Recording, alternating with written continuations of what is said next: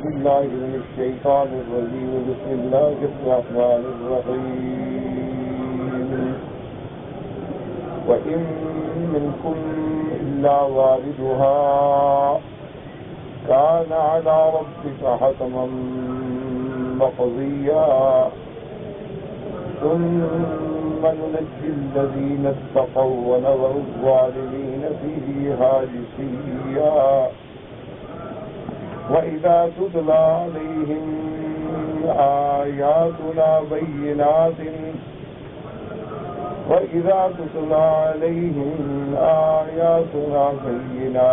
قال الذين كفروا للذين آمنوا أي الفريقين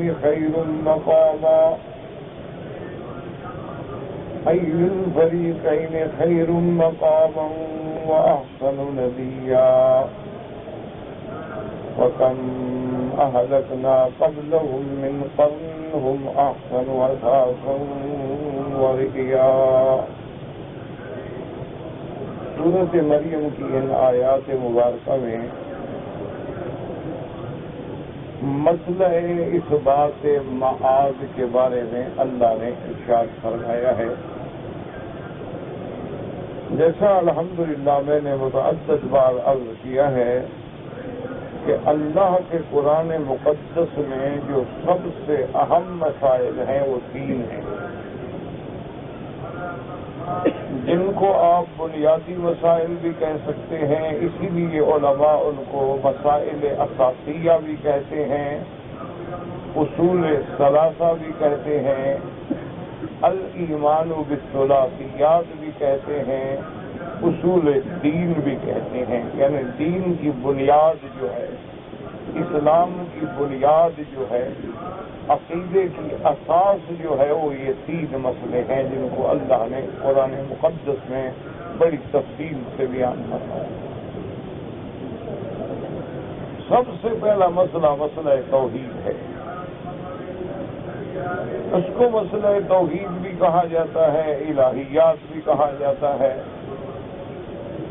پھر علماء نے تفہیم کے لیے، سمجھانے کے لیے فرمایا کہ توحید الوہیت ہے، توحید ربوبیت ہے، توحید فی الاسماء والصفات ہے. اور اسی طرح جب توحید ثابت ہوگی تو شرک کا رد ہے. ایک اصولی بات ہے کہ جب دن ہوگا تو رات نہیں ہوگی، اگر رات ہوگی تو پھر دن نہیں ہوگا. تو جب اللہ تبارک و تعالیٰ جہاں قرآن میں اپنی توحید کا اس بات فرمائیں گے تو ساتھ ہی شرک کا رد خود بخود ہوتا چلا جائے. تو پہلا مسئلہ ہے مسئلہ توحید. اور دوسرا مسئلہ ہے، اس کو کہتے ہیں مسئلہ نبوت و رسالت. دوسری بنیاد جو ہے اسلام کی وہ ہے ایمان بالانبیاء والرسل، کہ اللہ نے جتنے پیغمبر بھیجے، جتنے رسول بھیجے، سب پر حق. لا نفرق بین احد من رسلہ، ہمارا تمام انبیاء پہ ایمان ہے. ہم یہ نہیں کرتے کہ کسی کو مانے اور کسی کو نہ مانے.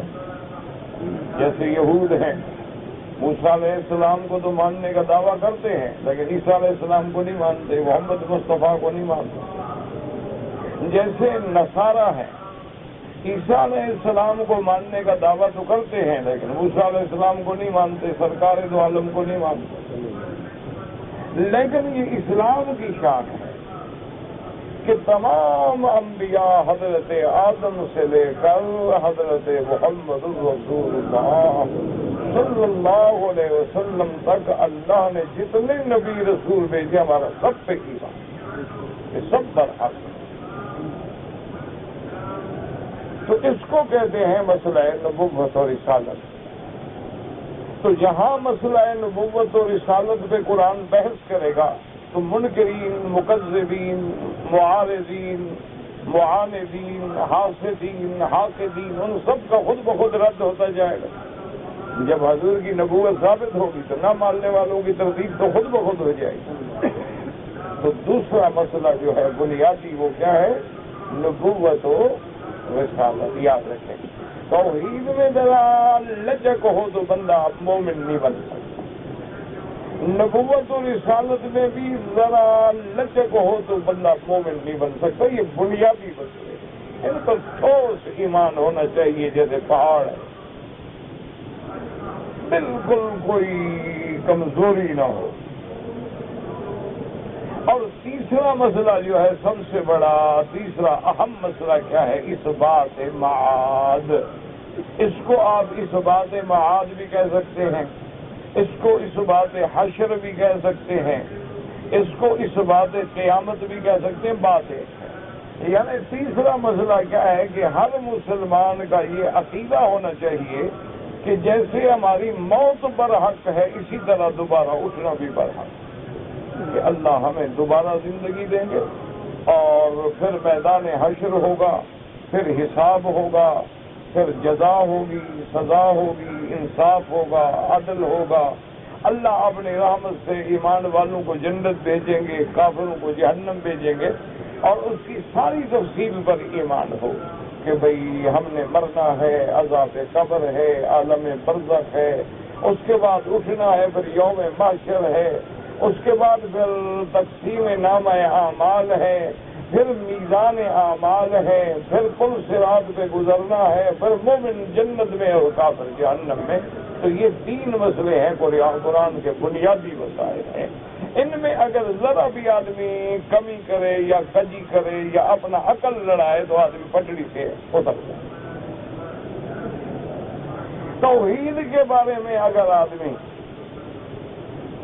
اپنے عقل لڑائے کہ جی اللہ وحدہ لا شریک ہے، اللہ مالک ہے، خالق ہے، رازق ہے، مختار ہے، لیکن اللہ کے جو پیارے بندے ہیں ان کو بھی اللہ نے اختیار دے دیا ہے، تو بس توحید میں، عقیدے میں گڑبڑ آ گئی.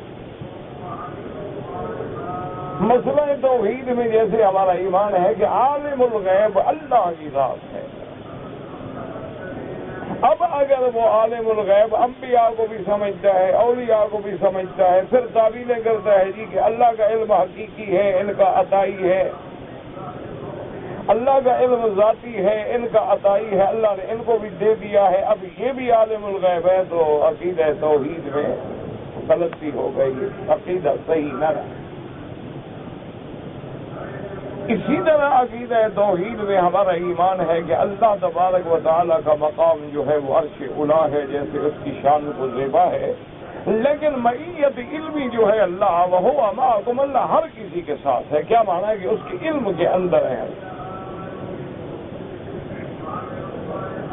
تو اگر یہی عقیدہ رکھے کہ انبیاء بھی ہر جگہ موجود ہیں، حاضر ہیں، ناظر ہیں، تو اب عقیدے میں لچک آ گئی، آدمی پٹڑی سے اتر گئی. اچھا، اسی طرح اب انبیاء کے بارے میں ہمارا عقیدہ ہے کہ تمام انبیاء پر حق، ساری اللہ کی مخلوق میں افضل مخلوق جو ہے انبیاء اور رسول.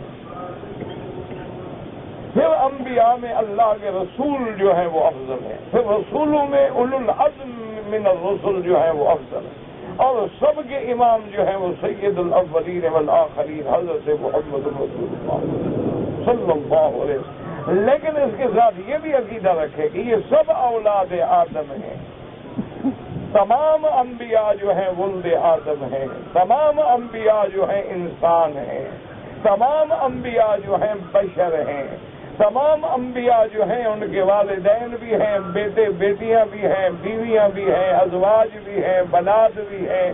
تمام انبیاء جو ہیں ان کو دکھ سکھ بیماری تکلیف سب آتی ہے، کیوں؟ انسان ہے. اب اگر یہاں عقیدہ رکھا کہ نہیں انبیاء نور ہیں، اللہ کے نور کا ٹکڑا ہے، بشر کے لباس میں ہے، تو اب نبوت پہ ایمان نہ رہا، لہذا پٹڑی سے اتر گیا. تو نبی کے بارے میں بھی وہی ایمان رکھے گا جو اللہ نے ہمیں قرآن میں سمجھایا کہ میرا مدنی جو ہے سب کا سردار ہے، لیکن محمد ابن عبداللہ ہے، عبداللہ کا بیٹا ہے، عبد المطلب کا پوتا ہے.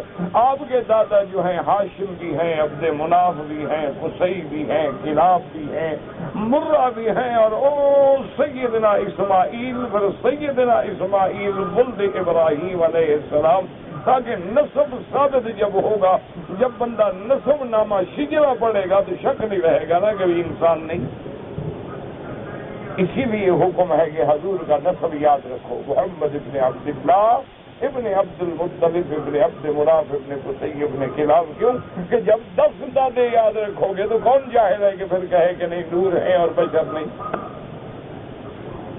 اس لیے نبوت کے بارے میں بھی اعتقاد رکھنا ہوگا کہ ولد آدم ہے. وما ارسلنا من قبلک الا رجالا نوحی الیہم.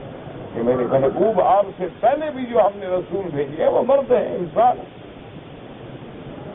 لیکن ان انسانوں میں سے اللہ نے ان کو چن لیا ہے کہ اللہ اعلم حیث یجعل رسالتہ. اللہ نے ان کو اپنے نبوت و رسالت کے لیے انتخاب فرمایا ہے. اور اللہ کا انتخاب جو ہے اس میں کبھی غلطی نہیں ہوتی. اللہ غلطی سے پاک ہے. تو اسی لیے یاد رکھیں یہ. اچھا، اسی طرح ایک آدمی کا عقیدہ ہے کہ ہاں مرنے کے بعد اٹھیں گے، لیکن وہ کہتا ہے جی کہ مرنے کے بعد تو ہوگا حساب کتاب، لیکن یہ قبر والی بات سمجھ نہیں آتی. وہ کہتے ہیں جی کہ مرنے کے بعد ٹھیک ہے کہ روح علیین میں چلا گیا اور کافروں کا سجین میں چلا گیا، اور سارے قرآن میں جتنی آیتیں ہیں وہ دلالت کر رہی ہیں کہ حساب ہوگا، کتاب ہوگا، نامہ عمل ہوگا اور وزن ہوگا اور حشر ہوگا. یہ سارے مرنے کے بعد کی کہانیاں ہیں. مرنے کے بعد قبر والا جو مسئلہ ہے وہ کہہ رہے یہ چھوڑو، قبر جمر کوئی عذاب شداب نہیں. تو معلوم ہوا پٹری سے اتر گئے. تو اب بھی عقیدہ جو ہے اس لیے یاد رکھیں کہ قرآن مقدس سے، احادیث مبارکہ سے اور اجماع امت ہے اور اجماع ائمہ ہے، اس پہ اجماع فقہا ہے کہ عذاب القبر حق، عذاب قبر حق ہے. لا ينکرہ الا ضال او مضل. جو گمراہ ہیں وہ انکار کرتے ہیں. بس یہ جو بات ایک لوگوں کے دماغ میں آ جاتی ہے نا جی کہ ہر بات میں جی قرآن کی آیت پڑھو، تو یہ ایک غلط طریقہ ہے. یاد رکھو یہ دعویٰ جو ہے یہ غلط ہے. نام تو بڑا اچھا ہے، کلمۃ حق ارید بہ الباطل. نام تو قرآن کا لیتے ہیں، دراصل وہ دین کا انکار کرتے ہیں. جو آدمی اس قسم کا مطالبہ کرو جی صرف قرآن سے بات کرو جی، مانا یہ ہے کہ وہ اسلام کی بات ہی نہیں کر رہا. ہمیشہ یاد رکھو. اسی طرح جو ایک ذہن بن گیا ہے بعض ہمارے نوجوان بچوں کا، جذبات میں بھی آ جاتے ہیں، اللہ ان کو بھی ہدایت دے، اللہ ہمیں بھی ہدایت دے، کہ ہر مسئلے میں کہیں گے جی حدیث ہے، جی حضور نے فرمایا ہے، جی امتی کی بات ہم نہیں مانتے، صحابی کی نہیں مانتے، وہ بھی دین ختم. اللہ کے بندو، اگر تم امتی کی بات نہیں مانتے تو بخاری شریف امتی نے لکھی ہے، نبی نے لکھی ہے. کوئی عقل کرو، اللہ سے ہدایت مانگو. یہ تو نہیں جذبات میں آ کے حضور کی امت کو پہلے لوگ مسلمان بناتے تھے اور تم کروڑوں کو کافر بنا ڈالو. انسان کو بڑی احتیاط کرنی چاہیے. دعا کرو اللہ ہدایت کے فیصلے فرمائے. اللہ تبارک و تعالی ہدایت کے میں آپ کو دیانت داری سے کہتا ہوں اللہ کے کعبے میں بیٹھ کے کہ میں نے تبلیغی جماعت کے ساتھ کبھی 1 گھنٹہ بھی نہیں لگایا، لیکن ساری دنیا میں نے الحمدللہ یورپ میں، امریکہ میں، دنیا کا کوئی ملک نہیں جہاں میں نہیں گیا. ہر جگہ جہاں میں پہنچا ہوں اللہ کا شکر یہ دیکھا ہے آنکھوں سے اور کانوں سے سنا ہے کہ ان لوگوں میں جو دین پہنچایا تو اس جماعت نے پہنچایا. ہمیں اعتراض کرتے ہیں، ہمیں کوئی اچھا کام کرے نعوذ باللہ ہم کیوں انکار کریں. ہاں باقی ہم ان کو فرشتہ نہیں مانتے، انسان مانتے. اب دیکھو نا جی سنن ابن ماجہ ہے، بہت محدثین نے کہا ہے کہ اس میں بعض روایات جو ہیں موضوع روایتیں. تو کیا اس کا معنی ہے کہ ہم سنن ابن ماجہ کا انکار کرتے ہیں؟ بعض سیاستہ کی کتابیں ہیں جن میں ضعیف روایتیں ہیں، ہم ان کتابوں کا بھی انکار کرتے ہیں. اگر ان میں بھی کسی بندے کی کوئی غلطیاں ہیں تو اللہ ہدایت دے. اگر لیکن مجموعی طور پہ کام دیکھنا پڑے گا کہ وہ ہزاروں نہیں، لاکھوں نہیں، کروڑوں لوگوں کے اسلام کا ذریعہ بن گئے. جو بندہ ان سے جڑ گیا بے نمازی ہے نمازی بن گیا. داڑھی مڈاتا تھا داڑھی سنت کے مطابق ہو گئی. انگریزی لباس پہنتا تھا لباس محمد مصطفیٰ کی سنت کے مطابق ہو گیا. دن رات قرآن اور حدیث کا اور صحابہ کا اور اہل بیت کا جذبہ ہو گیا. باقی غلطیاں ان میں بھی ہوں گی، نہ ہم ان کو فرشتہ مانتے ہیں نہ کسی اور کو فرشتہ مانتے ہیں، اور ہم نے تو 1 گھنٹہ بھی کبھی نہیں لگایا. لیکن یہ تو نہیں نا کہ ہم بیٹھ کے سب کو کافر کہہ دیں. اسی طرح آپ دیکھ لیں کہ دنیا میں کئی جماعتیں ہیں، مثلا 4 ائمہ ہیں، امام ابو حنیفہ ہیں، مالک ہیں، شافعی ہیں، حنفی ہیں. بعض ملکوں کے ملک جو ہیں وہ شافعی مسلک پہ ہیں، نعوذ باللہ ہم سب کو غلط کہہ دیں. بعض ملک جو ہیں وہ امام مالک رحمت اللہ علیہ کی فقہ پہ ہیں، کیا ہم نعوذ باللہ ان سب کو غلط کہہ دیں؟ دنیا میں جو کتابیں لکھی گئی وہ 4 لکھی گئی، طبقات حنفیہ، مالکیہ، شافعیہ، حنبلیہ، اور تو کوئی کتاب ہی نہیں ہے. اس لیے ہمیشہ یاد رکھو کہ لوگوں کو مسلمان بنانے کی کوشش کرو، کافر بنانے کی کوشش نہ کرو. لوگوں کو گمراہی سے نکالنے کی کوشش کرو، گمراہ بنانے کی کوشش نہ کرو. اگر لوگوں میں کوئی بات غلطی ہے دعا کرو، ہدایت کرو، کوشش کرو. ادعو الی سبیل ربک بالحکمۃ والموعظۃ الحسنہ. یہ تو نہیں ہے نا کہ کیا تو یہ بھی کافر، یہ بھی کافر، یہ بھی کافر، یہ بھی کافر، یہ گمراہ، یہ گمراہ، یہ گمراہ. باقی مسلمان کتنے بچیں گے؟ کچھ لاکھ 2 لاکھ. یہ دین کی خدمت نہیں، ہمیشہ یاد رکھو. اب ایک آدمی مطالبہ کرتا ہے، جیسے اہل قرآن اپنے آپ کو کہتے ہیں اہل قرآن، حالانکہ کوئی دنیا میں فرقہ نہیں اہل قرآن. تو وہ ہر بات میں کہتے ہیں جی اللہ نے قرآن اتارا ہے، اللہ نے قرآن کی حفاظت کی وعدہ فرمایا ہے، بس ہمیں تو قرآن مانیں گے. اللہ کے بندے، اگر قرآن مانو گے تم تو استنجے کا مسئلہ بھی ثابت نہیں کر سکتے. قرآن مانو گے تو تم تو غسل کے فرائض اور واجبات بھی ثابت نہیں کر سکتے. قرآن اگر مانو گے تو قرآن میں اگر ایک آدمی کے کھانے میں مکھی کے بجائے مچھر پڑ جائے، بچھو پڑ جائے، اس کا کیا کرو گے؟ وہ کون سی آیت پڑھو گے؟ قرآن پر اگر دعویٰ کرو گے تو حق المہر کتنی ہونی چاہیے کوئی تعین کر سکتے ہو؟ قرآن پر اگر دعویٰ کرو گے تو مغرب کی 3 رکعتیں قرآن کی کوئی آیت پڑھ کے کوئی مائی کا لال مجھے دکھا سکتا ہے؟ یہ دعویٰ کرنا اسلام کی دشمنی ہے، ہمیشہ یاد رکھ لو. نام قرآن کا لیتے ہیں، اندر دشمنی ہوتی ہے.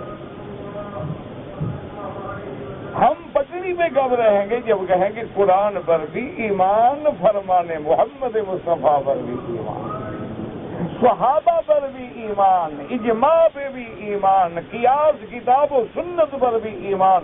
جب چاروں دلائل سامنے نہیں رکھو گے تم دین کا ایک مسئلہ بھی نہیں سمجھا سکتے.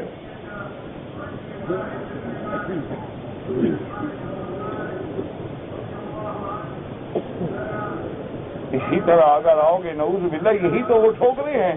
اسی لیے تو قادیانی کہتے ہیں کہ یا بنی آدم اما یاتینکم رسل منی.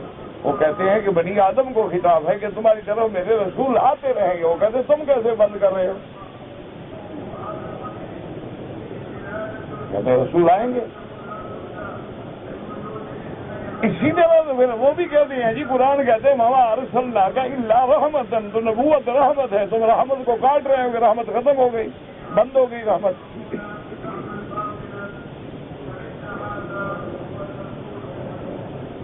اس لیے ہمیشہ یاد رکھو قرآن تب سمجھ آئے گا جب محمد مصطفیٰ کے دروازے پہ آؤ.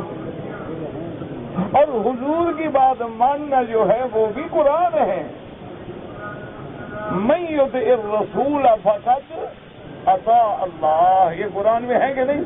اطیعوا اللہ و اطیعوا الرسول، یہ قرآن میں ہے کہ نہیں؟ ما آتاکم الرسول فخذوہ وما نہاکم عنہ فانتہوہ، قرآن ہے کہ نہیں؟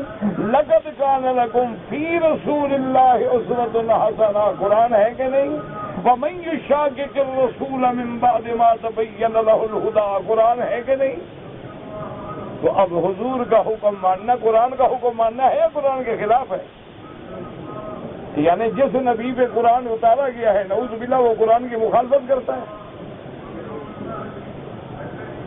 تو اب یہ بات قرآن سے ثابت ہو گئی کہ نبی کا فرمان جو ہے وہ بھی اللہ کا فرمان ہے کہ ما ینطق عن الہوی ان ہوا الا وحی یوحی۔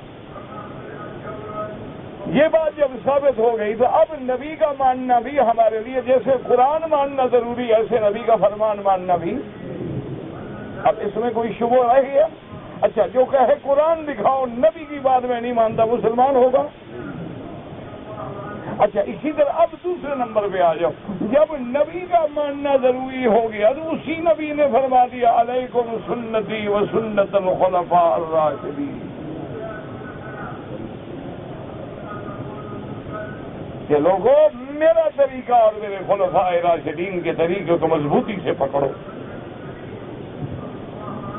اللہ کے نبی نے فرما دیا علیکم سنتی وسنت الخلفاء الراشدین المہدیین تمسکوا بها وعضوا علیہا بالنواجذ۔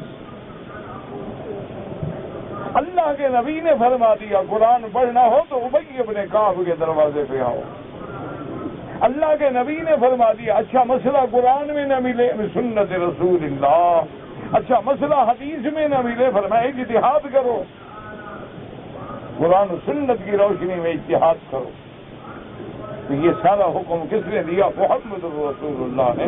اب اگر ہم کسی بات میں حضرت ابو بکر کا قول پیش کریں گے تو مانا کہ حضور نے کہا ہے کہ میرے خلیفہ راشد کا عمل جو ہے سنت ہے، حضرت عمر کی بات پیش کریں گے تو وہ حضرت عمر کون ہے؟ خلیفہ راشد ہے۔ حضرت عثمان کون ہے؟ خلیفہ راشد ہے۔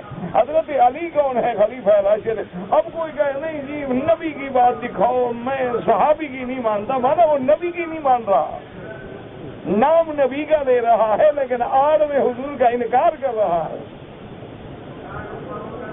کوئی آدمی بھی دودھ اور پانی الگ نہیں بیچتا، ہمیشہ پانی دودھ میں ملا کے بیچتا ہے، ورنہ کون دنیا میں پاگل ہے؟ آپ کہیں جی 1 کلو دودھ دے دو، کہے جی 30 روپے، اور یہ کیا نہیں جی 1 پاؤ پانی بھی لینا پڑے گا ساتھ، بے وقوف آدمی، میں دودھ لینے آیا ہوں پانی لینے، اگر ملا دے تو سب لے آؤ گے۔ اس لیے جو قرآن کی آڑ لیتے ہیں دراصل نبی کا انکار کرتے ہیں، اور جو نبی پاک کا نام لیتے ہیں صحابہ کا انکار کرتے ہیں، اور جو صحابہ کی محبت کا دعویٰ کرتے ہیں اہل بیت کا انکار کرتے ہیں، اور جو فقہا کا انکار کرتے ہیں وہ سنت کا انکار کرتے ہیں، کہتے ہیں جی یہ 4 امام کو نبی کے زمانے میں تھے جی۔ میرے بھائی نبی کے زمانے میں بخاری مسلم تھی، نبی کے زمانے میں امام بخاری امام مسلم ریان جب ابو ہریرہ حدیث بیان کرتے فرماتے تھے رواہ البخاری، مانا حدیث تو موجود تھی لیکن جمع بعد میں کی گئی، مانا فقہ تو موجود تھی لیکن جمع بعد میں کی گئی۔ یہ تو باتیں ہیں دھوکے میں ایک دوسرے کو ڈالنے کی، یعنی حدیث تو حضور کی موجود تھی، صحابہ کیا پڑھتے تھے؟ فرمانے رسول اللہ، اور جب حدیث آ گئی آمنا و صدقنا، اب ان حدیثوں کو جمع بعد میں کیا گیا، جیسے قرآن تو موجود تھا لیکن جمع کس نے کیا؟ صحابہ نے۔ اب کوئی کہے کہ جناب میں تو قرآن نہیں مانتا، حضور نے تو جمع ہی نہیں کیا، یہ تو صحابہ نے جمع کیا، جیسے دیکھا نہیں بات روافظ کہتے ہیں جی یہ تو صحابہ نے جمع کیا ہے، اور صحابہ کا کیا اعتبار ہے؟ جس میں اہل بیت کی شان میں حدیثیں تھیں، روایات تھیں، آیات تھیں، اور ساری انہوں نے ختم کر دی ہیں، کچھ تو حضرت ابو بکر کی بکری کھا گئی، کچھ گرا دی۔ یہ دین نہ ہوا مذاق بن گئی نا۔ تو اس لیے ہمیشہ یاد رکھو کہ قرآن تھا لیکن جمع صحابہ نے کیا، حدیث مبارک موجود تھی، لیکن جو زمانہ دور ہوتا گیا اللہ ان محدثین پہ کروڑوں رحمتیں فرمائے، انہوں نے کہا کہیں حضور کا فرمان ضائع نہ ہو جائے، انہوں نے کتابیں جمع کر کے ہمارے لیے آسانی کر دی۔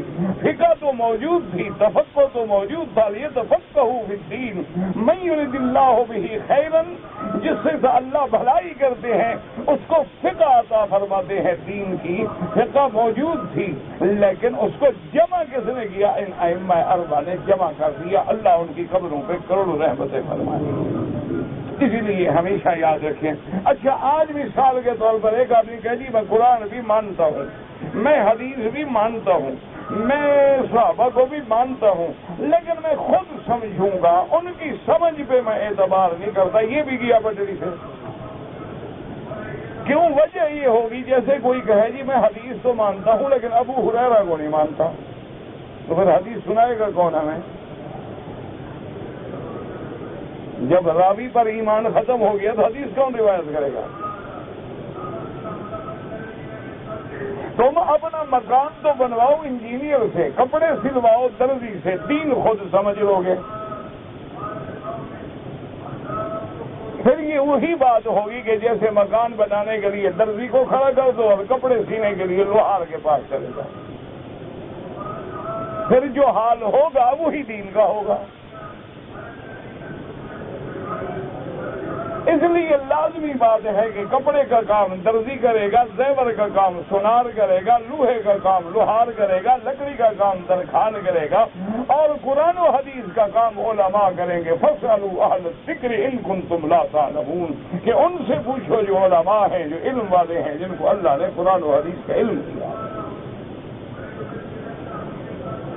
تو اس لیے ہمیشہ یاد رکھیں کہ عذاب، یہ ساری بات میں نے اس لیے کیوں کی ہے اتنی لمبی، اللہ معاف کرے، کہ لوگ عذاب قبر کا انکار کر دیتے ہیں۔ وہ کہتے ہیں کہ مردہ مر گیا، خلاص نہ سنتا ہے نہ بولتا ہے، روح چلا گیا، اوپر چلا گیا، نیچے چلا گیا، یہ بے جان لاش پڑی ہوئی ہے، کیسا عذاب؟ عقل کے گھوڑے دوڑاتے ہو، کہتے ہیں نہیں مر گیا، خلاص مر گیا، ہمارے سامنے رکھا ہے، بولتا نہیں، ہم مارتے ہیں اس کو، سنتا نہیں۔ گھر میں رکھا ہوا سارے گھر والے رو رہے ہیں، ابا مر گیا، دادا مر گیا، چاچا مر گیا، نانا مر گیا، نانا اٹھتا نہیں، بولتا نہیں، سنتا نہیں، قبر میں جا کے کیسے یہ سننے لگ جاتا ہے، بولنے لگ جاتا ہے؟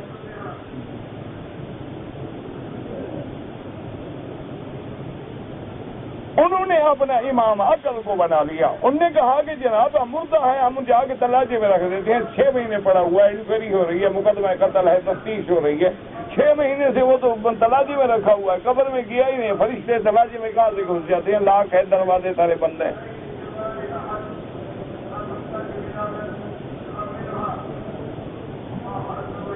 انہوں نے کہا چلو جی یہ تراجے والا بھی کسی وقت شاید کوئی کلرک سے غلطی ہو جائے، دروازہ کھلا ہو، فرشتوں کو موقع مل جائے اندر جانے کا، لیکن جو جل گیا،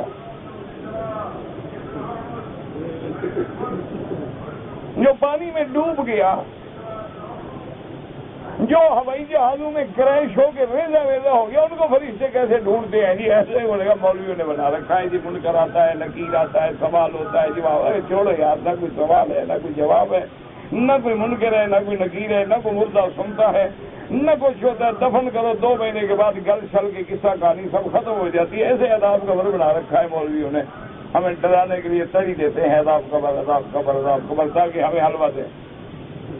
اس لیے میں عرض کر رہا تھا کہ اب عذاب قبر جو ہے ہمیں دین کی بنیادی مسئلے میں ہے، اور قبر کا عذاب حق ہے، لیکن اگر لڑاؤ گے تو پھر تو وہی حال ہوگا جو اہل قرآن کا ہوا۔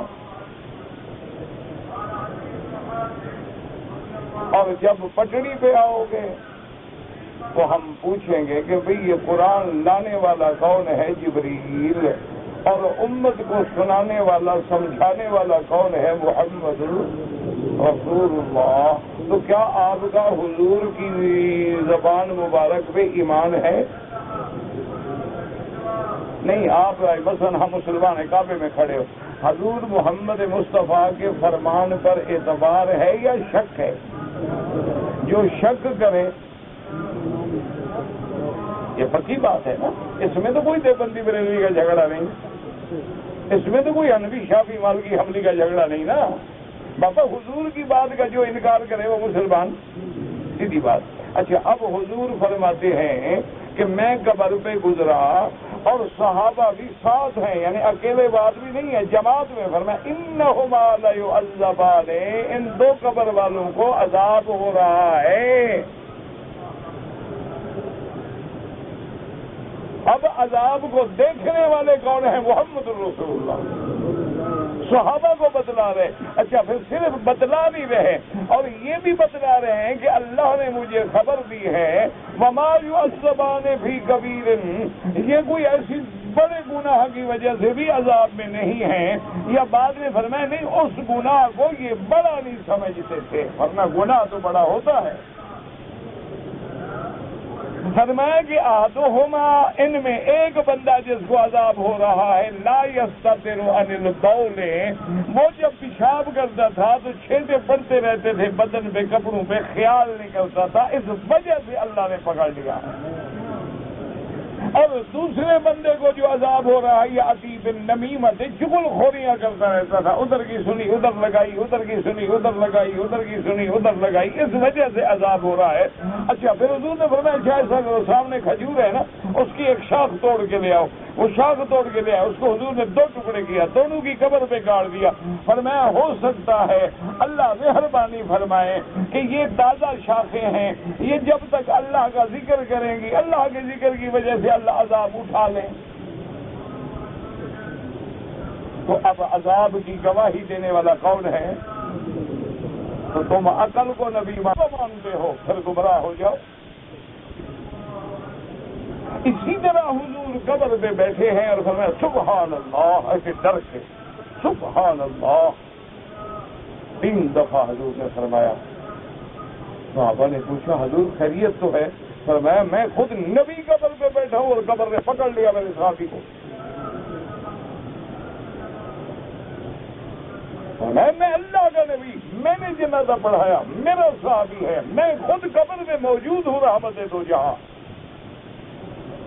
اس لیے میں ڈر گیا اور میں نے کہا اللہ سے معافی مانگی تو قبر کھل گئی۔ اب اس واقعے کا گواہ کون ہے؟ محمد رسول اللہ۔ حضور نے فرمایا کہ معراج والی رات مجھے دکھلایا گیا کہ بعض لوگوں کو اس قسم کا عذاب دیا جا رہا ہے کہ ان کے منہ کو چیرا جاتا ہے، پھر جڑ جاتے ہیں، پھر چیرا جاتا ہے۔ میں نے پوچھا جبرائیل یہ کون لوگ ہیں؟ فرمایا یہ تیری امت کے مولوی ہیں، یہ جھوٹ بولتے تھے، لوگوں کو غلط عقیدے سناتے تھے۔ اس واقعے کا گواہ بھی کون ہے؟ محمد رسول اللہ۔ اسی طرح حضور پاک نے فرمایا کہ ایک عورت نے بلی کو باندھ دیا، نہ تو پانی پلایا، نہ اس کو چھوڑا کہ بیچاری جا کے خود پانی پی لے، کھانا کھاؤ، بلی مر گئی، اللہ نے جہنم میں ڈال دیا۔ مجھے اللہ نے دکھلایا ہے کہ بلی کی وجہ سے عورت جہنم میں ہے، حالانکہ جہنم کا عذاب تو قیامت میں ہوگا، مانا یہ ہے کہ عذاب قبر ہے۔ اسی طرح اللہ کے قرآن نے بھی کہہ دیا کہ جب ہم نے فرعون کو عذاب دیا غرق ہونے کا، اغرقوا فادخلوا نارا، کہ ادھر غرق ہوئے اور ادھر عذاب میں داخل ہو گئے۔ اب حقیقی جہنم تو آخرت میں ملے گی، لیکن یہ نوع من العذاب ہوتا ہے۔ جیسے دیکھو نا ایک آدمی پر مقدمہ چلتا ہے، پہلے تھانے کی لاک اپ میں بند ہوتا ہے، پھر چلان ہونے کے بعد اس کو جیل بھیج دیا جاتا ہے، 3 سال 4 سال 5 سال مقدمہ چلتا ہے، وہ کچی میں پڑا ہوا ہے۔ فیصلے ہونے کے بعد اب اس کی سزا شروع ہوتی ہے، پہلے تو کچی رہ گئی، جیل میں تو پہلے بھی پڑا رہا نا۔ اچھا، کبھی کوئی جج مہربانی کر دیتا ہے، وہ کہتے ہیں یار یہ جب سے گرفتار ہوا ہے کاؤنٹ کر لو، جیل تو کاٹی ہے نا بدبخت نے، کچی پکی کا کیا مطلب؟ بات کہتے ہیں نہیں جناب وہ تو ٹرائل کے مقدمہ سماعت میں تھا، ٹرائل ہو رہی تھی، فیصلہ تو نہیں ہوا تھا نا۔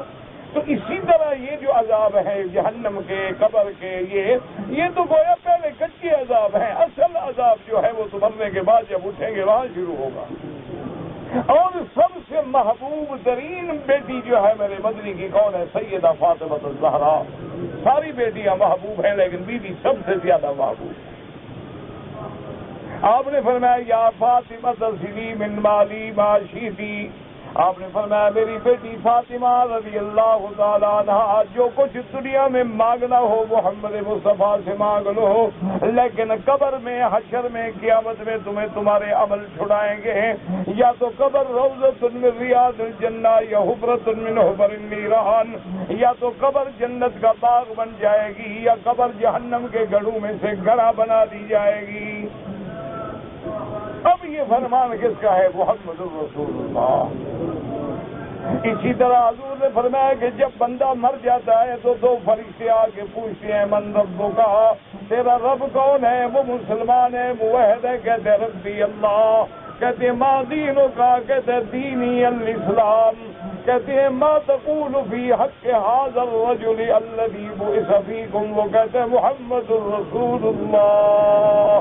فرمایا کہ جب سوال میں کامیاب ہو گیا اب اس کو کہتی ہیں فرشتے اچھا اب آرام کرو، نم کا نومت العروس، اور سو جاؤ جیسے شادی کی دلہن دولہا سو جاتے ہیں، ان کو کوئی نہیں جگاتا مگر گھر کا لے، تمہیں بھی اب اللہ کے سوا کوئی نہیں جگائے گا، اللہ کے حکم کے سوا آرام کرو۔ فرمایا فیفصل لہ فی قبرہ، اس کی قبر کو کھول دیا جاتا ہے، اور فرمایا اس کو جنت کی کھڑکی بھی کھول دیتی ہیں تاکہ جنت دیکھتا رہے اور آرام کرتا رہے۔ یہ فرمان کس کا ہے؟ محمد الرسول اللہ صلی اللہ علیہ وعلی آلہ وصحبہ وسلم تسلیما کثیرا کثیرا۔ اور اسی طرح یاد رکھیں اب یہ حضور کا فرمان ہے، حضور کے بعد نمبر جو ہے وہ صحابہ رضوان اللہ علیہم اجمعین کا ہے۔ حضرت جابر صحابی ہیں، جابر ابن عبداللہ رضی اللہ تعالیٰ عنہ، وہ فرماتے ہیں کہ میدان احد میں جب میرے ابا شہید ہو گئے اور وہاں میدان احد میں ان کو دفن کر دیا گیا، کیونکہ 70 صحابہ شہید ہوئے تھے اس لیے جنازہ بھی اکٹھے ہوا، اور حضور نے ایک ایک قبر میں 2 2 3 3 4 کو جمع کر کے دفن فرما دیا۔ صحابی کہتے ہیں میرے دل میں تمنا رہی کہ اب میں تو نہیں کھول سکتا، لیکن اگر اللہ مجھے کبھی موقع دے گا تو میں اپنے ابے کی ناش وہاں سے نکال کے مدینے کے قبرستان جنت البقیع میں دفن کروں گا۔ کہتے ہیں میری تمنا تھی لیکن میں خود قبریں نہیں کھولنا چاہتا تھا۔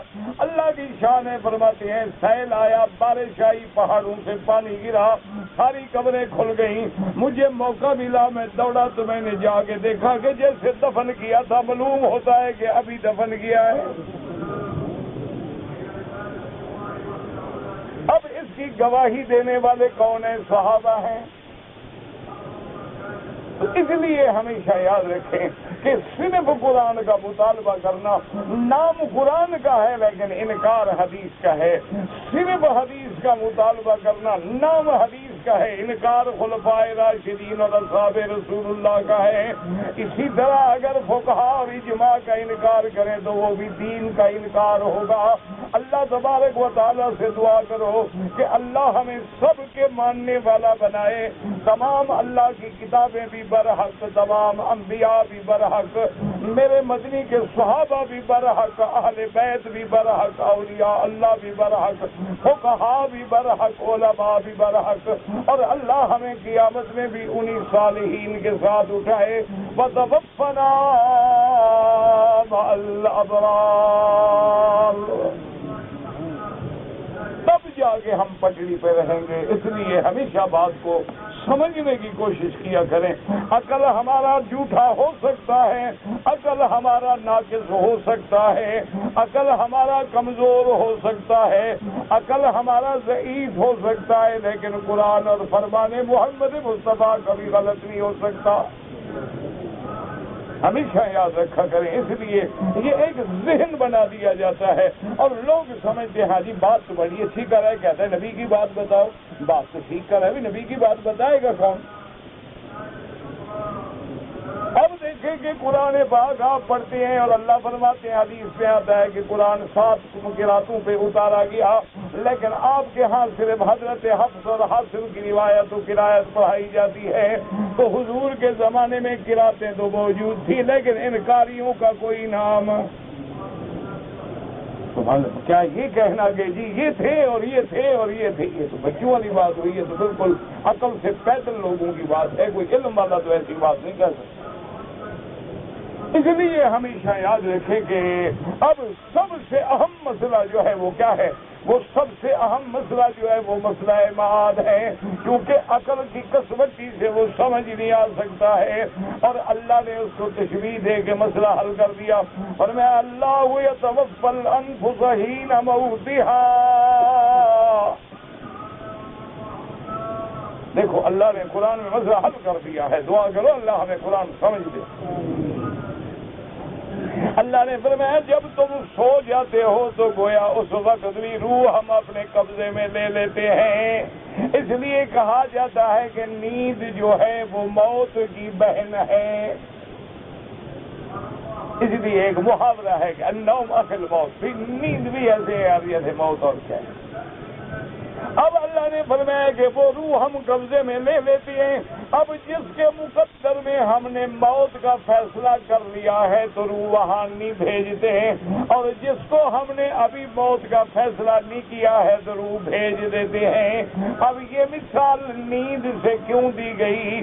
تاکہ عذاب قبر سمجھ آ جائے، تاکہ عقل والے سمجھ لیں کہ بندہ سویا ہوا ہے، میاں بیوی سوئے ہوئے ہیں، ایک بستر پہ سوئے ہوئے ہیں اور ایک کمرے میں ہیں، میاں بیوی ہیں، بے تکلفی ہے، جیسے چاہے لیٹ دیں، ایک دوسرے کے قریب لیٹے ہوئے ہیں، لیکن بیوی یا میاں دو میں سے ایک آدمی خواب دیکھتا ہے کہ سانپ آ گیا ہے اور سانپ مجھے ڈس رہا ہے، اور وہ چیخ چیخ کے وہ اٹھ جاتا ہے، بیوی بیدار ہوتی ہے، کیا ہو گیا کیا ہو گیا کیا ہو گیا، وہ کہتا ہے سانپ کھا رہا ہو گیا، عقل کرو کہاں ہے سانپ؟ تو اللہ نے فرمایا جیسے ان دو سونے والوں کو ایک کو سانپ ڈستا ہوا نظر آتا ہے لیکن دوسرے کو پتا نہیں چلتا، اس لیے فرمایا میں قبر والوں کو بھی جب عذاب دیتا ہوں تمہیں پتہ چلے نہ چلے میں عذاب دینے پہ قادر ہوں، چاہے تم قبر کے اوپر بھی کھڑے رہو تمہیں پتہ نہ چلے، چاہے مردے چیخ چیخ کے فریاد بھی کر رہے ہوں تمہیں پتہ نہ چلے۔ اس لیے حضور نے فرمایا کہ جب مردے کو تکلیف ہوتی ہے اور مردہ فریاد کرتا ہے یسمع الثقل یسمع کل شیء الا الثقلین، ہر چیز سنتی ہے لیکن انسان اور جن نہیں سنتے۔ صحابہ نے پوچھا کیوں یا رسول اللہ؟ فرمایا اگر انسان اور جن سنتے تو مردوں کو سڑک پہ پھینک کے چلے آتے، کبھی اپنے ہاتھوں سے دفن نہ کرتے ڈر کے مارے۔ تو اس لیے ہمیشہ یاد رکھیں، باقی یہ کہنا کہ فرشتے دلاجے میں کیسے جائیں گے؟ اللہ نے فرمایا بے وقوف انسان ہو والذی یصورکم فی الارحام کیف یشاء، جب تو ماں کے پیٹ کی اندھیریوں میں رحم میں تھا، اگر میرے فرشتے وہاں جا سکتے ہیں تو تیرے دلاجے کیا چیز ہے؟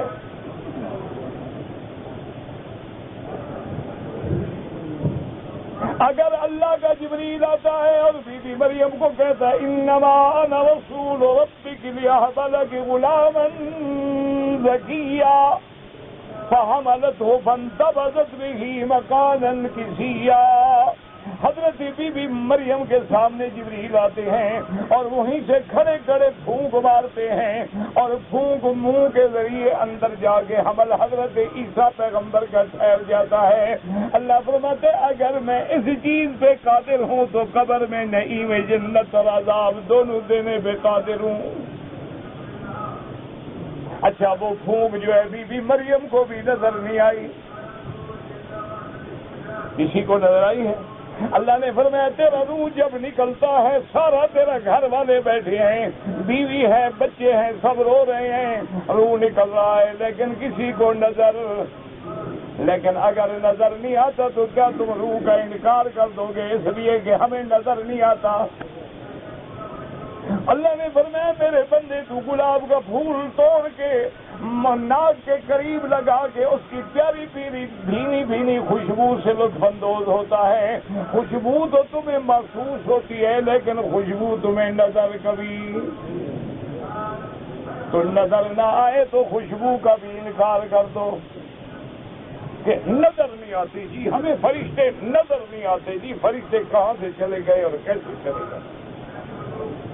اس لیے ہمیشہ یاد رکھیں حضور میرے پاک نبی محمد مصطفیٰ رحمت دو جہاں سید الاولین والآخرین امام الانبیاء والمرسلین شفیع المذنبین حضرت محمد عربی صلی اللہ علیہ وسلم اللہم ارزقنا شفاعتہ اللہم ارزقنا الموت علی سنتہ وعلی ملتہ وعلی طریقتہ وثبتنا علی ذلک برحمتک یا ارحم الراحمین.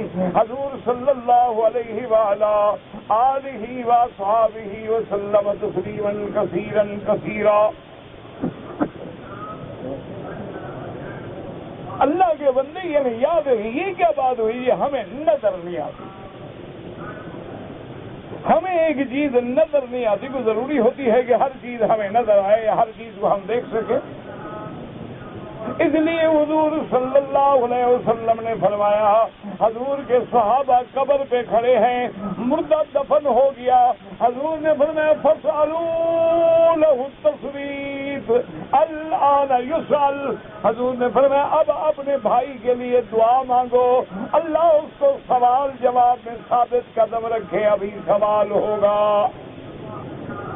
اب حضور فرما رہے ہیں دعا مانگو. ایسے یاد رکھو قبر پہ دعا مانگنا سنت ہے. ہمارے لوگوں نے جنازے کے بعد 3 دعائیں شروع کر دی قبر والی چھوڑ دی. اللہ ہدایت دے دعا کرو. وہ بھی بیچارے چاہتے تو یہی ہے نا کہ میت کو کسی طرح بخشوا دیں اور دعا مانگو جی اور دعا مانگو جی اور دعا مانگو جی اور دعا مانگو. مقصد تو ان بیچاروں کا بھی یہی ہے نا کہ بھی ایک تو میت بخشی جائے اور دوسرا میت کے بارے سمجھے کہ مولوی نے زور تو بڑا لگایا نا میرے باپ کو بخشوانے کے لیے. دیکھو نا وکیل مقدمے میں بحث کرتا ہے نا جو آدمی لمبی چوڑی بحث کرے چاہے اندر کچھ نہ ہو لیکن بولے بڑے اور منہ سے جھگ نکل رہی ہو اور چیخ کے لڑ رہا ہو موکل چاہے ہار بھی جائے نا کہتا ہے جی وکیل صاحب بڑے شکریہ آپ نے مقدمہ بڑا لڑا ہے میرا مقدر. تو اس لیے مولوی بھی بیچارے اور دعا مانگو جی اور دعا مانگو جی اور دعا مانگو جی کچھ دیں گے نا. دیکھیں گے کہ میرے باپ دادے کے لیے مولوی صاحب لڑا تو بڑا ہے. اب اللہ نہ چھوڑے تو مولوی کیا کرے گا. پھر بھی مولوی کوشش کرتا ہے یار ابھی کام نہیں بنا تو 30ویں دن چاولوں سے بنائیں گے. قل شریف کرو گے نا وہاں ختم پڑیں گے شاید اس دن کام بن جائے. اچھا اس دن بھی یار ابھی تیرے باپ کے گناہ بہت زیادہ ہیں وہ 30ویں دن بھی مسئلہ حل نہیں ہوا 7 جمعرات میں کرو. ہر جمعرات جو ہے پھر اللہ سے فریاد کریں گے ختم پڑھیں گے. اچھا 7 میں بھی کام نہیں ہوا 40ویں پہ تو بس بنوا ہی لیں گے نا. بس تم چلم شریف کرو بس سارے کی سے حل ہو جائے. تو مولوی تو لڑا ہے نا غریب بیچارہ بخشوانے کے لیے. لیکن ہمارا عقیدہ یہ ہے کہ وہ دعا جو میرے مدنی نے سکھلائی ہے اس جیسی دعا کوئی نہیں.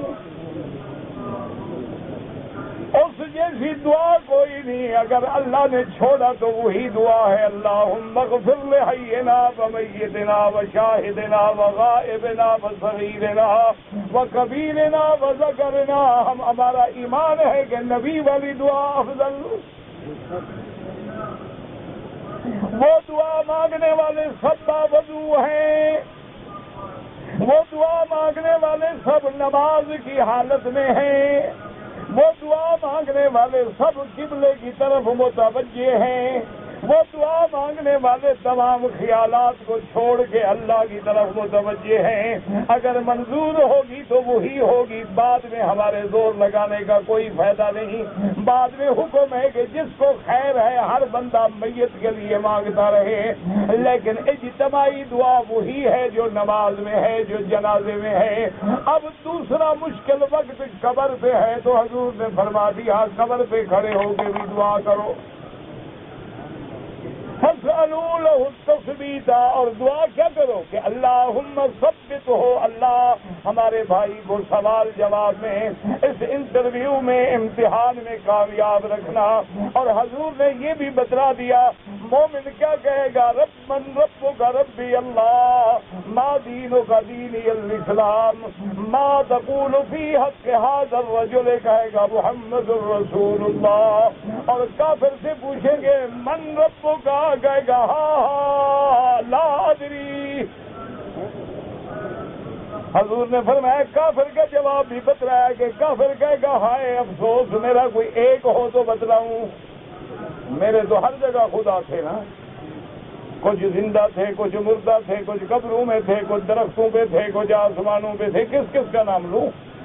ہاں لا ادری، وہ پوچھیں گے ماں دینوں کا، تیرا دین کیا ہے؟ کہے گا ہاں لا ادری، وہ کہیں گے ما تقول فی حق ھذا الرجل، وہ کہے گا ہاں لا ادری۔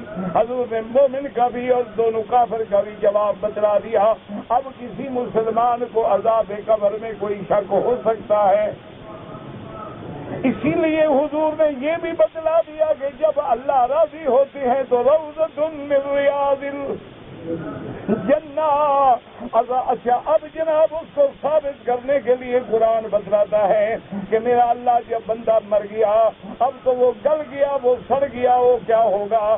اللہ نے فرمایا میرے ہاتھ میں ہے، ما دلہم علی موتہ الا دابۃ الارض تاکل من ساعتہ فلما خر تبینت الجن ان لو كانوا يعلمون الغیب ما لبثوا فی العذاب المہین۔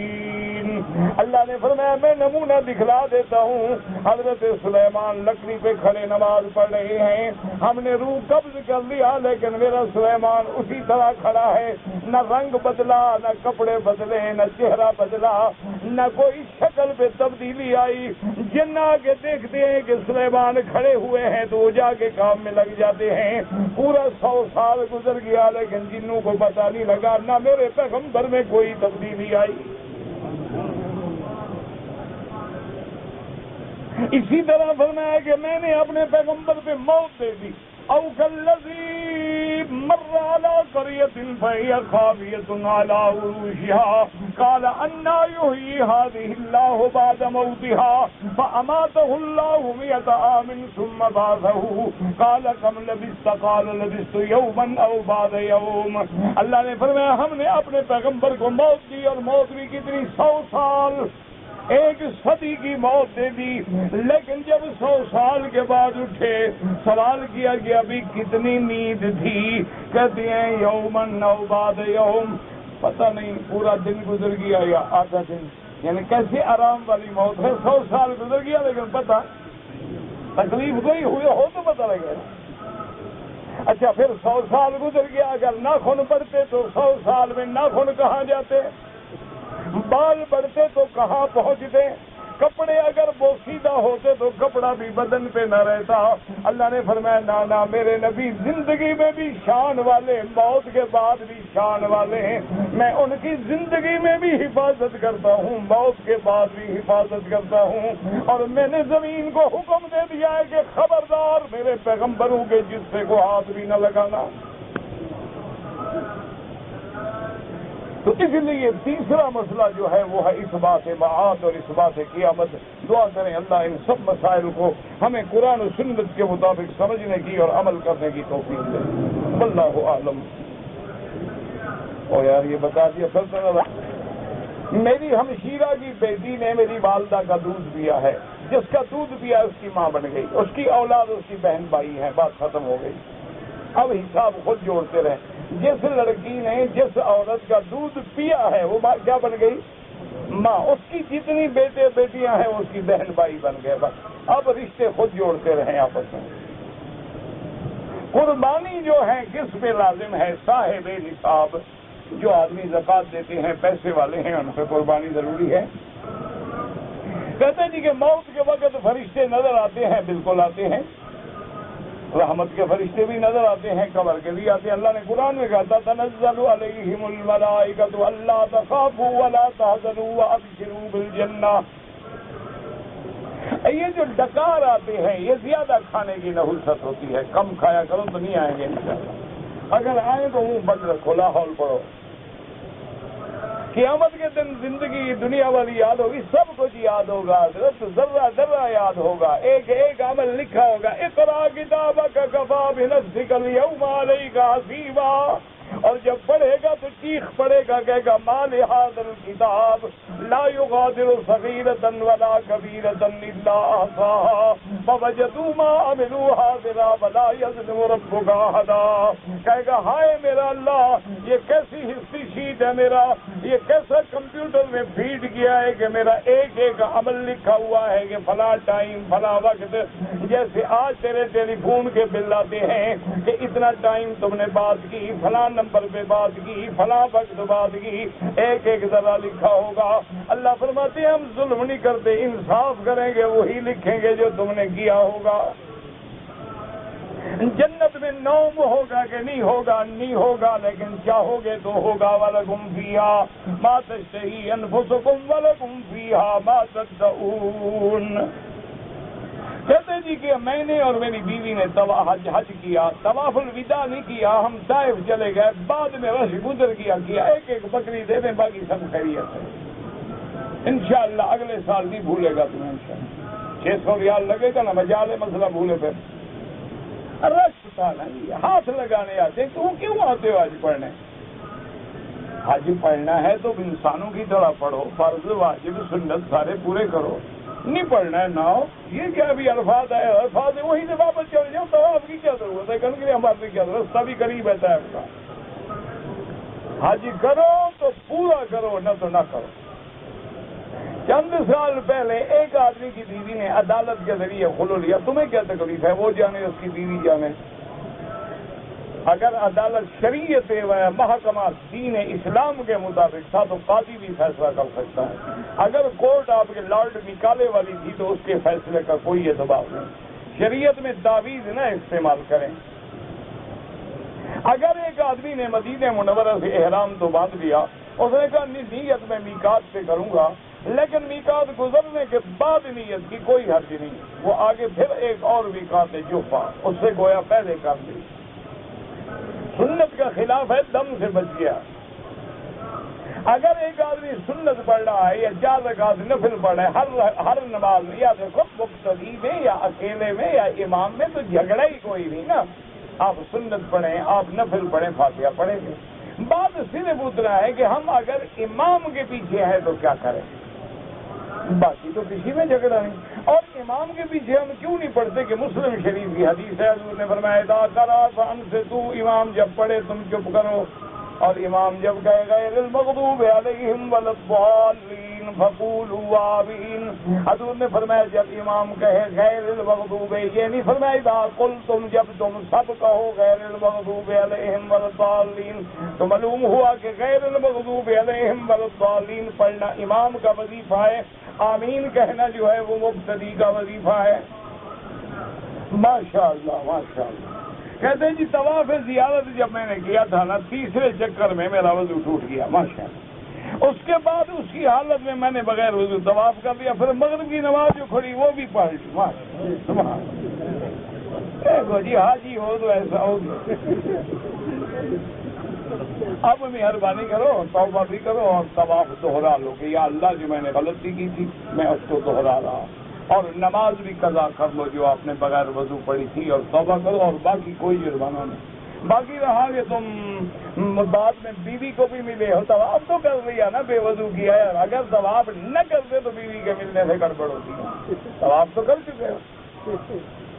باقی چونکہ بے وضو کیا تھا لہذا دم پڑ گئی، یا دوہرا لو یا دم دینی پڑے گی۔ کہتے ہیں جی میں نے حج پر آیا تھا، احکام پورے کیے، پہلے قربانی کرنی تھی حرام کا، لیکن میں قربانی بھول گیا، کوئی بات نہیں اللہ قبول کرے۔ حنفی مسلک میں تو ترتیب ٹوٹ جائے تو دم دینی پڑتی ہے، لیکن باقی ائمہ کے نزدیک رعایت ہے، اور ان حالات میں جب رش ہوتا ہے، حوادث ہوتے ہیں، اللہ سب کا قبول فرمائے۔ اللہ کا شکر ہے ہم تو کسی کو برا نہیں کہتے، لیکن بات یہ ہے کہ ہم سب کے باپ کو باپ سمجھتے ہیں، لیکن اپنے باپ کو گھر بھی اچھا سمجھتا ہے، یہ نہیں کہ دوسرے کے باپ کو ہم گالی دینا شروع کر دیں۔ اللہ سب ائمہ پہ کروڑ رحمتیں فرمائے۔ میں نے ایک آدمی کے 7,000 ریال چوری کیے تھے، تو سب سے پہلے یہ ہے کہ توبہ کرو اور اس کو پیسے واپس کرو، طریقے سے واپس کرو، یعنی ظاہر دیکھو کہ بھئی مجھے پکڑوا دے گا، تو کسی نہ کسی شکل میں 7,000 اس کا حق اس کو ملنا چاہیے۔ ابھی تمہارے پاس نہیں ہیں، جب بھی ہوں ادا کرو۔ اگر ایک آدمی جدہ گیا، مغرب کی نماز 8:15 پہ ادا کی، پھر میں نے عشاء کی نماز پڑھی، اللہ قبول فرمائے، بابا ان جھگڑوں میں نہ پڑا کرو۔ امام صاحب تو بالکل سخت ہیں، وہ کہتے ہیں کہ جمع ما سوا عرفات اور مزدلفہ کے 2 نمازوں کو جمع کیا ہی نہیں جا سکتا، وہ بھی ایک متفق علیہ حدیث ہے، یعنی بخاری اور مسلم میں حدیث، یہ نہیں کہ امام صاحب گھر سے کہتے ہیں۔ حضرت عبداللہ ابن مسعود کی روایت ہے کہ حضور نے کہیں جمع نہیں کی ما سوائے عرفات اور مزدلفہ۔ باقی جو جمع ہے وہ کہتے ہیں معنی یہ ہوتا ہے کہ ظہر کو لیٹ پڑھو اور عصر کو جلدی پڑھ لو، مغرب کو لیٹ پڑھو اور عشاء کو جلدی پڑھ لو، دونوں جمع ہو گئے۔ کہتے ہیں جی آنکھوں پر چشمے کے بدلے چشمہ فریم تکلیف ہوتی ہے، مجھے نہیں پتا کیا مجھے سمجھ نہیں آئی، تکلیف ہوتی ہے تو ڈاکٹر کے پاس جاؤ، مولویوں کی کیا کرے گا، یا فریم خراب ہے تو آئینک بدلو۔ نہیں اس میں کیا میں کیا مسئلے کا حل کروں، میری تو آپ دیکھیں اب یہ اچھا میں خدا کی قدرت ہے کہ جب بھی میں اینک لیتا ہوں اسی جگہ اس کو داغ پڑتا ہے۔ اب جناب میں کہتا ہوں بیچاروں کو یہ کیا چکر ہے، وہ کہتے ہیں جی آپ احتیاط نہیں کرتے کہ فرش پہ گر جاتی ہے۔ اچھا ابھی فرش پہ گر جاتی ہے، دونوں میں پڑے، ایک میں کیسے پڑتا ہے؟ وہ آج تک یہ میرا مسئلہ حل نہیں کر سکے۔ اچھا مجھے تکلیف اس لیے نہیں ہوتی کہ مجھے وہ مفت بنا کے دیتے، میرے کون سے پیسے لیتے ہیں؟ مولوی کا بھی پیسے دیتا ہے، قیامت آ جائے۔ نہیں ناراض نہ ہوا کرے میری باتوں پہ، میں تمہارا بھائی ہوں، کوئی مولوی شوری نہیں۔ نہ امام سے کہو یہ جو مولوی 7 جمعراتیں میرے بھائی ہیں، ان کا ماں باپ جو مر گیا، انہوں نے بھی کبھی 7 جمعراتیں آپ کو کھلائی؟ پاپا شریف میں سچی بات، انہوں نے کبھی 30ویں دن کل شریف پہ آپ کو بلایا، کیلا دودھ پہ بلایا؟ ہم کو پتا ہے نا کہ ثواب تو ہوتا نہیں، کیوں اپنے پیسے ضائع کریں؟ اور بھی بڑا سمجھدار ہے، تیرے پیسے حرام کروا سکتا ہے، آپ نے نہیں کرتا۔ اس لیے ہمارے پاس بھی علاج ہوتا ہے، بھی اینک بنا دی، ہم کہتے نہیں بھائی میں پیسے کے بغیر نہیں بنواؤں گا، انہوں نے حضرت کمال ہے، ہمارے استاد ہیں، اچھا جزاک اللہ۔ ایک دفعہ اچھا دل کو مطمئن کرنے کے لیے ہم کہہ تو دیتے ہیں، آپ یہ دیکھنا وہ میرا دوست بھی کھڑا ہے، ریاضی گاڑی بنوائی، اس کو بھی پیسے بھی دیے، کہہ دیں گے جزاک اللہ۔ اس سے بڑی دعا کیا ہے؟ وہ بھی کہے گا شرم کے بعد